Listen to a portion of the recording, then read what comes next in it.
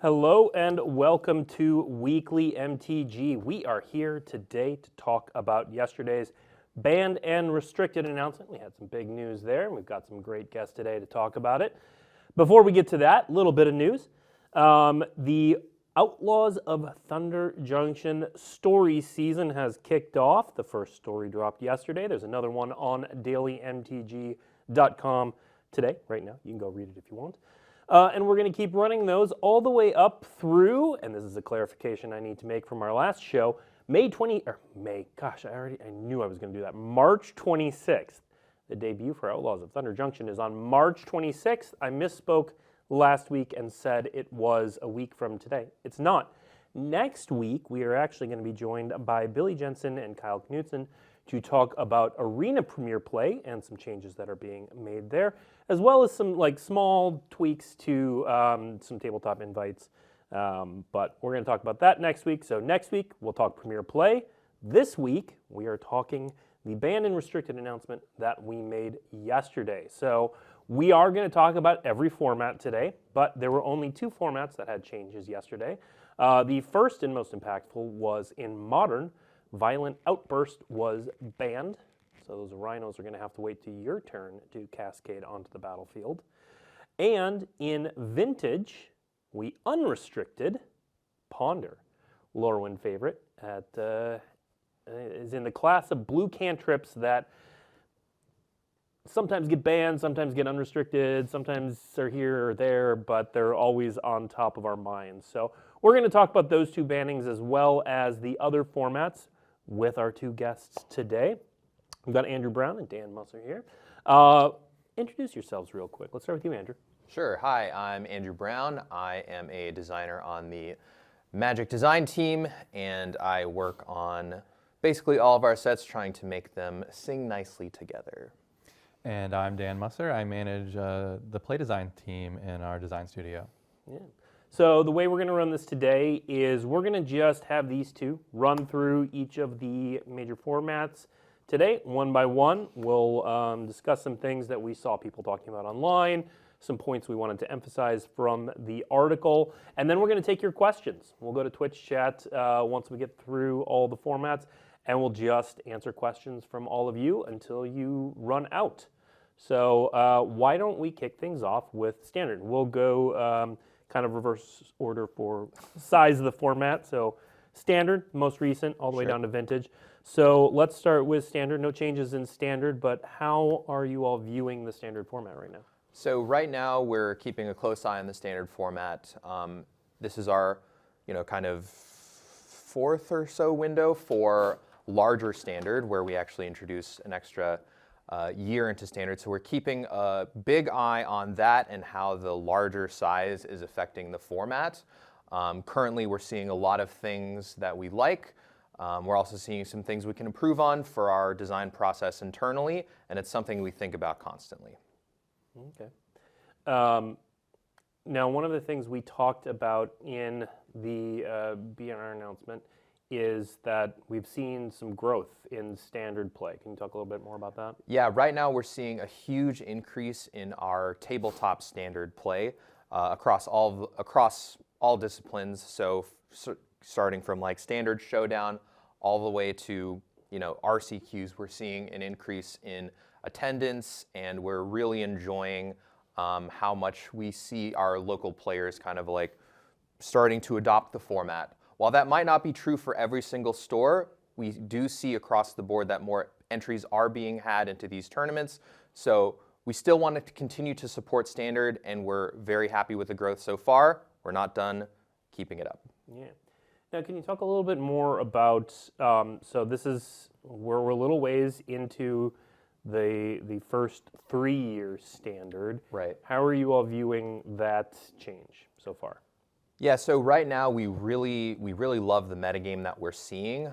Really, you can pick up any sort of macro archetype that you like that starts with aggressive decks, mid-range decks, control decks. You might even I like that you pointed at me when you said yeah. Well, that was intentional. Anyways, it's 100% what I'm playing in Standard right now. Yep. But yeah, since we're seeing so much diversity at the top and even on the arena ladder right now, we're super happy with how all of that is shaping up. and hopefully that continues into some of our future releases. Okay. Now, can you also, for people who weren't around when we made a bunch of the changes last year, talk a little bit more about the overall standard banning philosophy and timing? Sure. So with a single ban window attached to every single set, one of the things that we set out to do with new standard is make sure that there's only really one change a year. So that change is going to be right before Bloomburrow. That's if we make any changes. So that'll be in the summer, probably around the July or August time frame. So generally with standard, we're only going to make one change per year, unless it's something kind of drastic, but we haven't seen anything like that so far. Yeah. Now, that said, even given that philosophy, is standard in a place where, even with a lower threshold, would you have made any changes right now? I don't think so. Given what I said recently, we're seeing a lot of different macro archetypes. We're seeing a lot of things represented. You can really pick up any sort of theme deck online. My favorite is Toxic, and just play on the arena ladder and have a great time. Yeah. No, I've been playing a lot of standard lately. I've been playing blue-white control. I'm so happy that, yep. Yeah, you printed No More Lies. Like, what am I going to do? But yeah, it's not. It felt like even just a few months ago, you'd often play against kind of the same three decks pretty consistently, and it just doesn't feel that way anymore. It feels like you're getting a variety of experiences. Yeah, one of the things we're seeing right now is there's like a revolving door of 5 different decks kind of hopping to the top of the metagame, but we're also seeing that they have bad matchups and they kind of go in and out between each other. Yeah. All right. If you have questions about standard, we will certainly come back to it in the Q&A section as you have questions. But let's move on and talk a little bit about Pioneer. I think outside Modern, Dan, Pioneer was probably the most discussed, even though we had no changes. So talk a little bit about how you view Pioneer right now. Yeah, we're right on the heels of a Pioneer Pro Tour that, we saw metagame, share numbers, we saw win rates and everything. Our great Frank Karsten posts all that stuff for the world and us to see. But the story of the event was really positive. Of course, there's going to be a deck that's in the lead with Phoenix. Is it Phoenix having the highest metagame share? But also there was a breakout deck for the tournament in Rakdos Vampires with Vein Ripper. Vein Ripper, yeah, from the brand new set. So it was really fun innovation to see. It took down the event. Congrats, Seth. And that's just a sign, in our opinion, that things are moving around. It's not super stale. You can take a breakout deck and win a tournament. You can play creature combo, aggro, the sort of tempo deck. There was a bunch of blue-white control with your favorite No More Lies. And so there seems to be room for innovation. And that, to us, is a sign that things are in a pretty good spot. So we decided that for the way the Pro Tour looked and the upcoming RCQ season, we were interested in seeing what other innovations players can come up with. Does Rakdos Vampires take the lead? Do people find ways to come at that strategy? And how does that metagame evolve over the upcoming RCQ season? Okay. Let's talk about 2 decks in particular that people flagged as ones they were thinking about. Let's start with Amalia, not necessarily because of overrepresentation or overwinning, but because we saw in several instances draws on camera, which are traditionally not things we love. It's just not a thing we see also, right? Like it's just not a common occurrence, and usually people draw because of time. It's also not fun to see on camera. But these kind of draws were, I guess, more intentional. You'd say intentional, right? So in Amalia, you have this combo where you have the namesake card, you have Wild Growth Walker, and you have a way to gain life or explore. And once you do that, Amalia starts ticking up and up and up until exactly 20. However, she's supposed to blow up the board at that point, other than herself. But if you use your Selfless Spirit and give your Wild Growth Walker indestructible, it's just going to keep going and draw the game because you can't get out of this loop. So that's not great, but it's something that the deck has that I would say, yes, we saw some on camera. It's not the most frequent play pattern out of the deck. The even more interesting dynamic is if Boros Heroic is something that grows in popularity, top 8, made 2nd place, Simon Nielsen. They have spells that can either increase the power of Amalia to get past this this lock point of exactly 20, or give the Wild Growth Walker indestructible as well, which will defensively have them draw the game as well. So it's interesting, but it's something we're keeping an eye on. We do want a creature combo deck to exist, a creature-based, permanent-based deck. That's a really healthy part of our metagame, we believe. This little draw thing is maybe not the best, but it's not completely at the level that we're needing to take action on it or anything. So Yeah, but something you're keeping your eye on. definitely we'll keep an eye on. All right. The other archetype that people have flagged is Phoenix. In fact, the quickest written response yesterday was Luis Scott Vargas. Yeah, he's fast. It was very fast. Who made some comments about Phoenix and some changes he would have liked to have seen made. So talk a little bit about how you're viewing Phoenix right now. Yeah, nice speed, Luis. You play and write both very fast. But yeah, so just going back to Amalia, it's only existed since LCI, which is 2 sets ago, and Phoenix has really only risen back from the ashes. We made this joke before. Yep. Since Woe, which is the set before that, Wilds of Eldraine. So with Sleight of Hand and Picklock Prankster, comes back up, and so it's not been years of dominance. It's always oscillated a little bit. It is the most played deck. It's probably the most obvious deck to take to PT. It's safe. It's got good matchups and bad matchups though. I don't think it did super well against the Rakdos Vampires deck. It's weaker against Amalia and Lotus Field combo. Boros Heroic, I think, has a good game against it. So it's not at a level yet. Yes, I mean, it was the highest played deck at the Pro Tour. It had a great win rate. But this is one event. We made sizable changes last time. We got rid of Geological Appraiser, got rid of Karn, and we unbanned Smuggler's Copter. And we had one event, so one real big event to see how things shaped up. So will Phoenix stay on top? Maybe, but it's not the obvious alarming levels of like how Geological Appraiser was killing people, on turn 3 with one card. It's not the danger of something like that ruining. There's gameplay, there's back and forth. There are ways to try and hate it out. They do sidestep and sideboarding, but yeah, not quite time for us to pull the lever on acting on Pioneer. I think it's just exciting to wait and see how people adjust to the results of the Pro Tour and their RCQs. Yeah. Well, and it's a good reminder that we just had, like you said, a number of changes in Pioneer. I think one of the most interesting and successful was the unbanning of Smuggler's Copter, which showed up, but like even in the Rakdos Vampire, it was a 2 of. It often got sided out. Are you all pretty satisfied with how that went? Yeah, it did win the tournament. That was exciting. But it wasn't to the levels of 4-ofs in a bunch of different decks. Yeah, it existing there was really sweet. It pumped in Soul Artifact decks up a little bit. We saw a couple of those on camera at the PT, and that was pretty fun. And it's in a smattering of other decks, but yeah, it seemed like it was a safe unban with the data we have now. And one note I do want to make on just how we curate our formats in general is when we look at these eternal formats that don't rotate, we often like to think of like the player archetype that we want to shoot those for. Sure.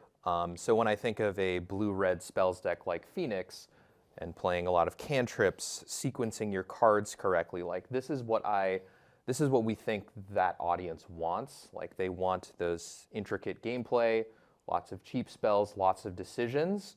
And to be frankly honest, Phoenix is honestly just a super fun card. So I know we talked about fun in kind of our last BNR update, and we view Phoenix as a very fun deck, but obviously we always keep in strength into front of mind. Fun is kind of always also there, but also just thinking about what does the player of this format enjoy and what does the player of this format want. Okay. All right. Again, we'll come back to Pioneer as you all have questions, and I noted a couple in chat already. But let's move on to Modern, where we had the biggest change, which was banning violent outbursts. So talk a little bit about the goals there. Yeah, so, again, in Modern, we had a change during our last window with Fury up the Beanstalk. Part of the goal there was to take the black-red Evoke deck down a notch. By getting rid of Fury, we've seen the numbers go from in the 20s down to the single digits, which is great.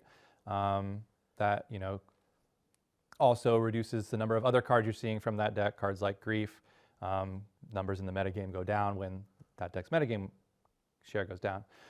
So we kind of wanted a similar approach here. Temur Rhinos or Rhino variants and Living End, especially combined, we're also getting up to that sort of metagame share level that the red-black deck was at. People are seeing it too much. And it's not that we wanted to remove the deck from the format, either of the Cascade decks. It's just that we wanted to reallocate sort of the power of the deck in terms of a pretty unsatisfying play pattern. Talking about fun and power at the same time, it's really strong when you can do stuff on your opponent's turn at their end step when they're like most vulnerable, and then untap with all your things. Not to mention there's an active counter and Force of Negation without paying any mana on your opponent's turn, where that's not true on your own turn. And so we just wanted to take out the least fun and probably most powerful angle of each of those decks to get the metagame share down a notch, but without removing them completely from the metagame. Now that the ban hits 2 decks. It hits Living End and Rhinos. I know Rhinos was the target. Can you talk a little bit about how you view the damage to the Living End archetype as well? Yeah, it wasn't just targeting Rhinos. Honestly, we were targeting Living End as well. It's won a few tournaments. You're seeing it in the top 8s of these regional championships as well. So it's no slouch by itself. It's definitely rising in metagame share, but it's not as present as Rhinos. But yeah, the fact that they can also defend their combo on their opponent's turn, but I think it's even less fun and less satisfying to have your board wrathed on your own turn. You go to attack, all your creatures die because Living End comes out at instant speed, and now you're facing against 12 power or whatever they've cycled into their yard. So it is probably true that it hits the Living End deck a little bit harder, since that's such a strong play to be able to wrath on your opponent's turn. But both decks they can operate at sorcery speed. It's fine to put 12 to 8 power or 10 power into your board and wrath their board on your own turn. That's still pretty strong. And then you can use your Force of Negations to defend your creatures instead of the spell. Now, some people did bring up a few other archetypes that they had questions about how this affects. Probably the one most mentioned was Yawgmoth. How do you all view this in terms of the Yawgmoth archetype? Yeah, so this is getting into sort of design, ban restriction philosophy that we try and adhere to. Yes, it is true that if you look at the current metagame and you look at which decks are favored against which, that Living End is strong against Rhinos, and Living End probably takes a bigger hit here. B, you have decks like Amulet and Yawgmoth, as you mentioned, that are weak against Rhinos. And so when Rhinos goes down, those decks go up, and so now the top might look like the top might look like Yawgmoth and Amulet. You can play that game. But every one of these little calculations, like if you go what the current metagame looks like and you remove something, it's fraught with like prediction error and confidence intervals, and it's just really tough to try and sort of like make a change, assume what's going to happen, and then make that change and knock that one down. And then what happens after that, it's like this big cascading effect of increasing error. And we're just not confident enough to make those kind of changes. We would rather see what the community does and what really happens in real life and sort of like, prove it before you do it kind of deal. Right, because when you look at it on a larger scale, we are not capable of predicting out what everybody who plays Modern a ton, like thousands and thousands of games, we're not capable of predicting out what they're going to do once all of the chips fall, right? Mm-hmm. So if you keep stacking all these true if statements on top of each other, then if one of them isn't correct, then your entire house of cards kind of falls down, and then you're left with something that you're maybe not so happy with, right? Yeah. So when we make one change, it's a lot easier for us to kind of understand, hey, I think this could happen, I think that could happen, but the range of outcomes is kind of more measured. If you start making changes based on assumptions and other assumptions, you're really just going to get to a spot where it's like, I don't know what's going to happen. And we dislike that uncertainty, and we like being a little bit more calculated with all of our moves. Makes sense. All right. Again, if you have more questions about Modern, we will come back to all of this in the Q&A section, but let's move on and talk about Legacy. So we had no changes in Legacy, but there are a couple things you're keeping your eyes on. Yeah, we kind of said this last time we talked and in the previous article as well, but just keeping an eye mostly on the prevalence of Orcish Bowmasters is probably the top card. Now you look at what Legacy is about, right? Force of Will, Brainstorm, Daze, Wasteland. There's a lot of aspects of Legacy that is the reason why it's Legacy. They are the so-called pillars, and it'd be very unlikely we would take action against cards like those. But Bowmaster is a new breed, and it's not quite at the level of those other cards I just mentioned, but it's creeping up there. The nice part is it's not just like one deck that plays it. It's in a bunch of different, we'll call them again macro archetypes. It's in tempo decks, combo decks, control decks. It's in taxes decks. It's in a lot of different decks. Not every deck though. The nice thing is other decks still can win tournaments. We've seen lands, we've seen Doomsday, we've seen the new Goblins deck, which we'll get to in a second. We've seen, it's nice. A lot of different decks can still win, even if, of all these new cards, Bowmasters is still probably the most played. So yeah, it's just something we're keeping an eye on. It doesn't seem like, we should be protecting blue. It's a nice anti-blue card, but which we probably aren't very big fan of. But it's hanging out right now, and so we're just going to keep an eye on it. I did mention the Goblins deck, which features the I don't even know. First, explain the Goblins stickers thing for people who are not familiar with Legacy. So yeah, if you're not familiar with Legacy, you could see this card on Magic Online, or you could see it in real life in Infinity. But there's a section of that set that we've made tournament legal, and some of those involve needing stickers to put on your card, which is pretty interesting. We experimented with this. What if this was real life and this was legal? And where can we push the bars here? So we made a card that said 3 mana, and you register a sticker deck for your tournament, and you randomize it and you offer it to your opponent, and they cut it. And when you play a card that requires a sticker, you peel the top one off and add its characteristics to your card. And so the Goblin adds 4, 5, or 6 mana depending on what stickers you pulled. And so it's a 3 mana card that adds 4, 5, or 6 mana basically. And Magic Online, you roll a dice. Same deal though. So the problem we're hearing and seeing now that we're getting pretty back into the thick of live tournaments is that, if you're just doing the Goblin thing and you're doing the sticker thing, it's great. It's fine. It's not great. It's fine. But if you're an opponent or you're going to a tournament, there's 2 things. You could either think, I want to bluff I have stickers in my deck so they think I'm on Goblins. And so that's a high-level move that is probably not something we want in a lot of tournaments. And then you have no stickers in your deck. You just presented the deck to fake it. Or you have a legitimate reason and you're running cards like Phyrexian Metamorph or Phantasmal Image, and one of the better cards to copy is probably the card that makes 6 mana. And if you don't bring a sticker deck, you can't get the ability, so you need to bring the Goblins sticker deck, even though you don't have any Goblins in your deck in case you play against it. Neither of these things are ideal. And so we're aware of it.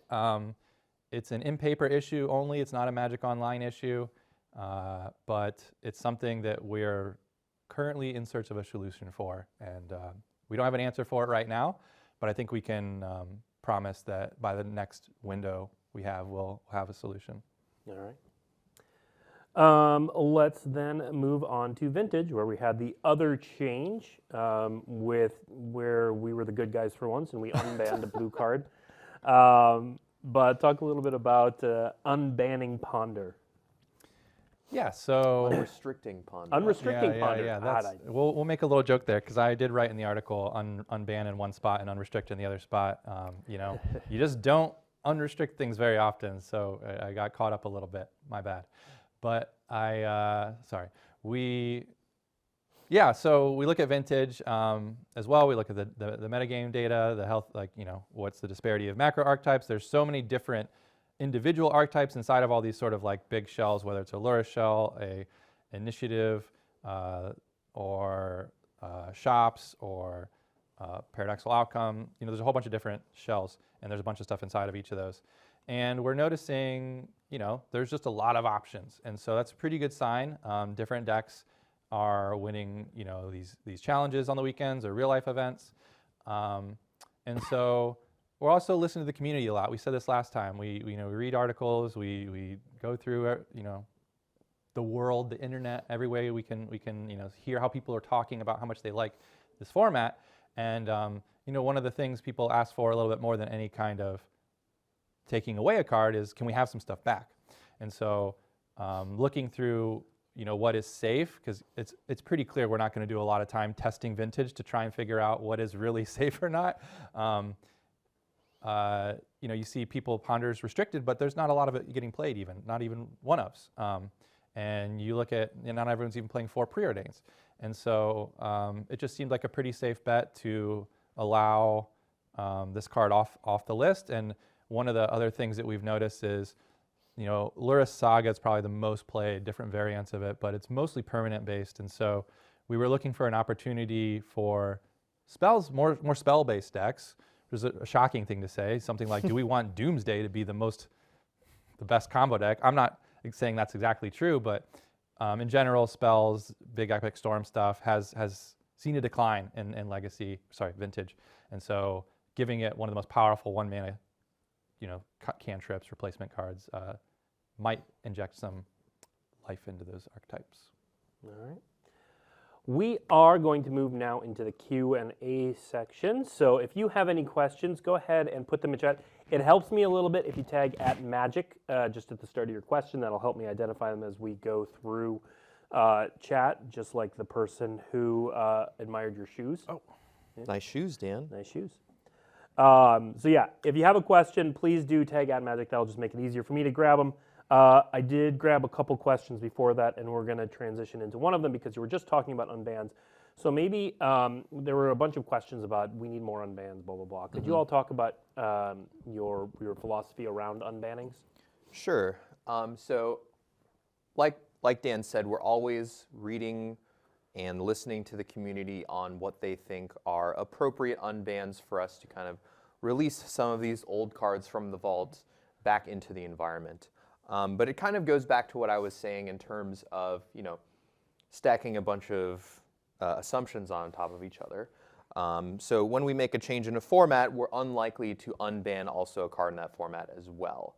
And generally, we're going to try and kind of pair a lot of bigger changes all at once. So if we see an opportunity to make a change in one format, we'll also examine another format to say, like, hey, is it actually okay for us to do this at that time? And also, like, if we're feeling really good about most formats and there's really not much going on, an unban is not exactly what we're kind of looking for. We always want to make sure that, like, we're making more changes in piecemeal. We don't want everybody to kind of have to, like, constantly upkeep every single time with every single format evolution. So there's some credence to kind of staying the course, being very selective with unbans, and kind of like, playing them as a group instead of all of these like random one-off timings where it's like, oh, this is legal now, that's legal now. All right. The unbanning discussion provoked a bunch of sub-questions. So we'll run through these quickly. Unbanned twin. We talked about this last time. We did. I did. We're going to talk about it every time. I said it's okay. Yes, I understand, and even in this article, right, I said there was a card ban in 2008, and we're finally letting it loose 14, 16 years later. Times have changed. Magic has changed. It's different now. Some things are probably there that don't need to be there, and we're looking for those things. But I believe, I can speak for most of our team, that we are pretty resistant to freeing the twin. It's just, I know cards are stronger now, but that really tight squeeze of that 3-mana, 4-mana turn where you can no longer tap out, but technically you're supposed to make them have it, but it's just really not ideal. So yeah, I mean, is there a day where it happens? perhaps, never say never. Don't hold your breath. One other point there, like if you read some of our logic in the last BNR update and kind of what we've already talked about today, where we talked about the unhealthy play pattern with rhinos and violent outbursts, end step on your opponent's turn and then untapping and essentially winning, you can just kind of predict that forward with Splinter Twin. You kind of read between the lines of what we think is actually fun or a healthy play pattern to promote. Yep. We won't go through all of the unban requests because I think everyone's having a little fun with it now. But there was one that's come up a couple times that I'll throw out there. What about GT? Yeah, you want to take that one? Yeah. So it is something, we do talk about all the cards. I asked the question to our team, sort of every time, is there anything, can anyone make an argument for any particular card? And, we came up with Ponder in Vintage this time around. But GT, or however you like to pronounce it, sits in this Stoneforge Mystic is legal, so there's a potential here. But man, it's a massacre when it gets into play. It's not like the modern, we're talking about modern, obviously, just in case. The hammer deck that has Stoneforge and all that good stuff isn't like popping off or anything anymore. But sort of the reason why we still stand by the Fury ban is just the over aggression towards creatures and how much that keeps them at bay. And this would kind of do the same thing. Perhaps it's unclear to me if they're both in the same vein in my mind, where they're gonna just say don't play a lot of low toughness creatures. I know we still have some of that. There's always gonna be stuff that does 1 damage. We have Ren, we have Bowmasters, but yeah, I think that GT is on another level, at least for now. Yep. It certainly wouldn't help the small creatures. Yeah. Right. Yeah. And it's not like we want, it's really dangerous to try and but maybe if you take away one card and replace the other card, we've heard the conversation around Green Sun Zenith and Dryad Arbor, you can take one or the other and bring one back, but that's just a dangerous swap to do on low confidence. You're making a guess, you're changing people's collections, right? Just for a swap, I don't know if that's the right way to approach things. All right. Let's now go to probably the other most asked question. There have been a lot of questions about arena formats. So we pretty much stuck to, obviously, some of these have Standard is on Arena. Pioneer has an Arena almost equivalent in Explorer. But, we didn't talk about Timeless. We didn't talk about Historic. You want to talk about that relationship with the Arena formats and philosophy there? Yeah, so for, Standard, obviously, for Pioneer, Explorer, Pioneer-like format. Arena works with us, then whatever we want for the paper formats, they're happy to enact on Arena. For Historic and Timeless, it's kind of the ball's in Arena's court, and they'll sometimes consult with some of us that play those formats. But it's not a game design studio decision. It's as they need to change things for the health of their formats, and I'm sure they're tracking all that and looking at metagame data just like we are, right? To figure out what decisions they want to make. Yeah, makes sense. Yeah, there were a few call-outs for Show and Tell was a recent introduction to the Timeless format that a few people have pointed to. It's very strong, but I actually play a lot of Timeless. I think Show and Tell is fine. It's obviously very strong. It's also blue. It's also blue. I don't play it though. I play decks that stop it. Yeah, it's a really strong format. It's really cool. You can necro, you can do all the fun stuff. And as we get more cool cards like Show and Tell on there, maybe there's a longer viewed plan, right? What more can we get on there? All right. Going back to Amalia combo, so the question has been asked a couple different ways, but if the problem is the draws, intentional or unintentional, has there been any discussion of either functional errata or tournament rules to try to solve that rather than through bannings? That's a great question. I think bannings we're more interested in than erratas. We'd like your cards to do what they say they do more often than anything else. Sometimes we have to do that. We feel like that's the right choice. We can look back at companions. But yeah, for the most part, we'd rather remove something from a format than change the words on the a card, then your card doesn't do what it says it does anymore. All right. Here was a question I spotted earlier. So on the Modern change, why act now? Why not wait until Modern Horizons 3 to make any changes to Modern? Yeah, so I think we didn't necessarily have to act now, but we want players to have fun for the next how many months? 4 months? 2 months. It's only 2 months? Till the next BNR, yeah. Oh, till the next BNR. Yeah. It's like 3 months till the release of Modern Horizons. Yeah, I thought we were going with when is Modern Horizons. Yeah, just to get the metagame in a healthier place. We're always trying to nudge it into the right direction. It's unclear exactly what effect Modern Horizons 3 will have on the format. But we want you to have fun playing it going into that.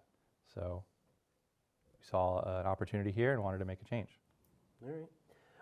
There have been a few questions in this vein about different cards, and we've mentioned at a few points. Can you talk a little bit more about what you view as negative play patterns and how those play into your decisions? You want to take that one? Sure.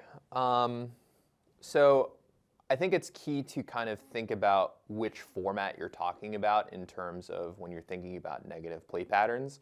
And it's definitely a sliding scale. So with Standard, we're always going to be the most harsh on negative, or something that we would assume is like a negative play pattern that's definitely a lot less fun for the opponent than for the player. And it just kind of goes down. So like Standard, we're going to be very strict with it. Pioneer, less so. Modern, less so. Legacy, less so. You play Wasteland, you kill their lands. Yeah. And Vintage, absolutely zero. Yeah. Yeah, so it was kind of what I was saying earlier, where it's like we're designing to the player of that format, and we try and think of what they like, what they dislike. So we're definitely going to be harsher on more accessible formats like Standard, and obviously less so with older formats with more established play patterns, like blowing up their lands every turn. Yeah. Yeah, killing someone on their end step or resolving one card to win the game. These are pretty negative play patterns. There's not a lot of decisions. There's not a lot of points of interaction. We really do like multiple points of interaction.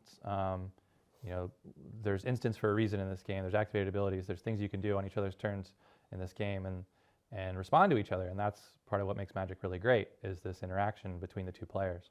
And when that gets really low, that starts to approach what I think we could call a negative play pattern. Right. All right. So I do see a number of questions about certain cards coming to Mitgo, certain cards not.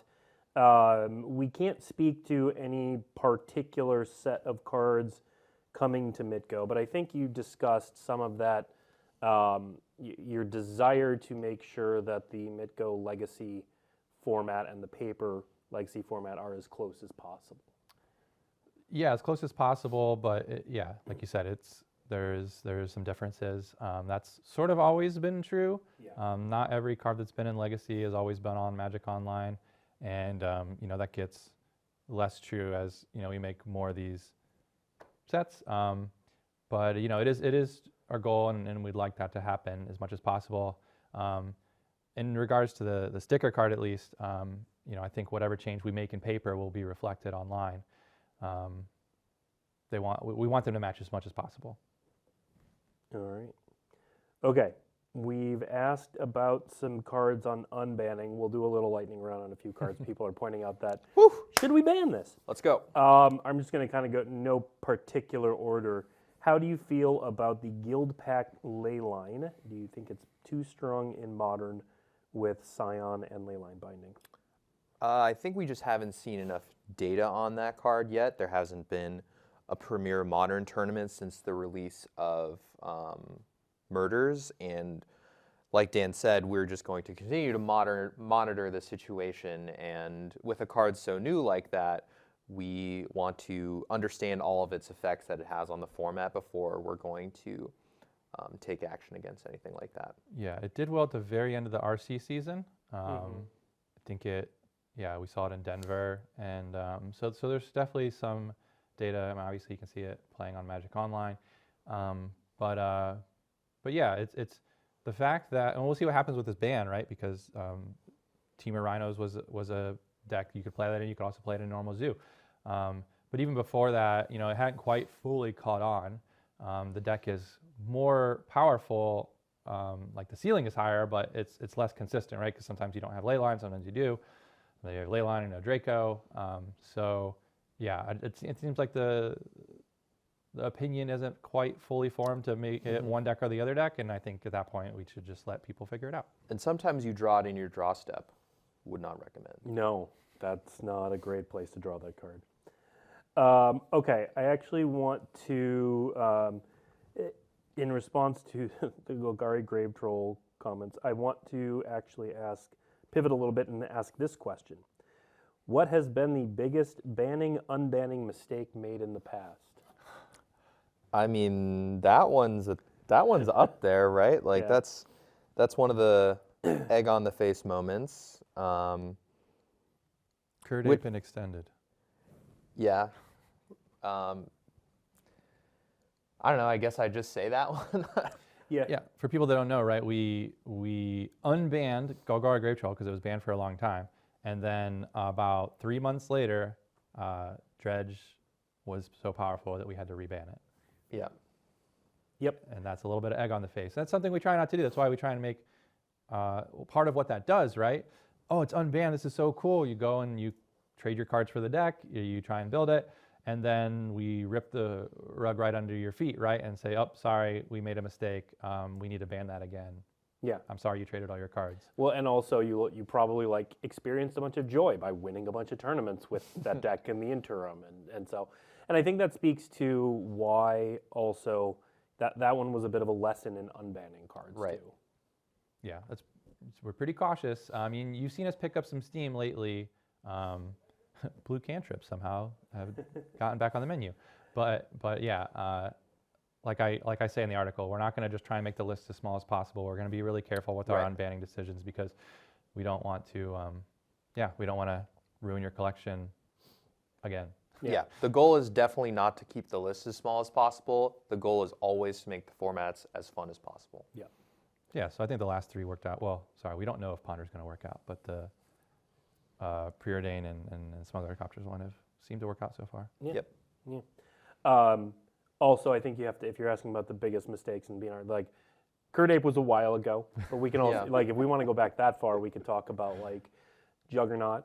Oh yes, the 5/3 for 4 mana. Yes, that Oh, died yes. to Lightning Bolt and Swords to Plowshares and Right, everything yeah. else in the It format. had to attack, right? It had to attack. Yeah, it can't be Yeah. blocked by It's- walls. Can't It be is- blocked by walls. How It are you is gonna stop getting it? in there. Dingus Egg was one of my favorite. I can't believe that. Your Dingus Egg, invitational card? my invitational card. Thank you. For those who don't know, 4 mana artifact. When land goes to the graveyard, you take 2 damage. Yeah, good against fetch lands. Yeah, good against 2 damage. Yes, I suppose it is good against fetch lands, which didn't exist at the time it was restricted. What else? Ollie from Cairo. Yeah, your life total can't be reduced to less than 1. Yeah, Is that what it is? it's Yeah. a 4 mana 0/1 creature. Mhm. Yeah. Anyway, the old days are replete with. They were doing the best they could with different amounts of Different times. information. Yeah. Okay. Let's see. Where else? We're gonna go on a tangent.